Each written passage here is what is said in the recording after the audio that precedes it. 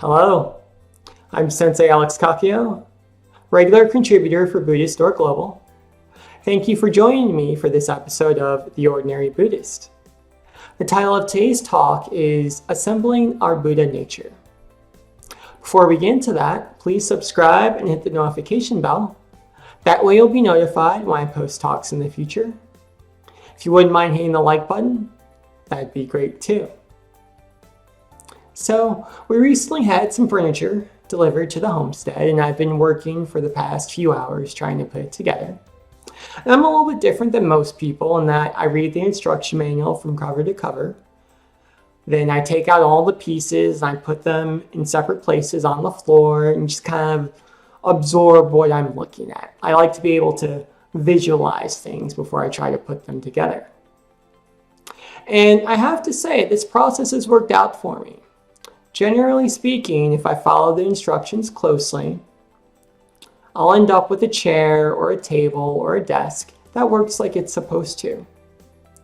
That said, there have been times in life where I've tried to take shortcuts, maybe not put a screw here like I was supposed to, or didn't use quite enough glue, and things didn't go quite the way I'd hoped. So I have to hand it to the people who write those instruction manuals and pack those boxes with all the pieces of the furniture. They really know what they're doing. And as I was putting together the furniture today, I realized that this is very similar to what we do in Buddhist training. Because as Buddhists, we are taught that all sentient beings, everyone with a mind, has Buddha nature. Meaning we are born with the seed of enlightenment already inside of us. The only thing we're lacking is the instructions on how to put it together. How to live our lives in a way that we can manifest our enlightened nature in daily life. Thankfully, just like there are instruction manuals on how to put together a bed frame, there's instruction manuals on how to assemble and manifest our Buddha nature. And we have that in Buddhist scriptures. 2,600 years of instruction given to us by the matriarchs and the patriarchs of different Buddhist sects, and telling us how they went about assembling their own Buddha nature. That way, we don't have to recreate the wheel.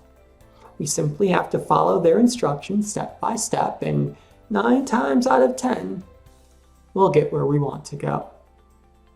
That said, it can be a bit of a struggle. We're grown-ups. We don't want to be told what to do. We can figure it out on our own. And we're more than welcome to go that route. But as I've found with assembling my furniture, generally speaking, it's better to follow the instructions. And while you can certainly practice Buddhism in your own unique way, and uniqueness is part of the training, it's going to be different for everyone, there are some good general rules that everyone should follow. Things like the 4 Noble Truths, the Noble Eightfold Path, the 6 Perfections, and the 4 Brahma Viharas.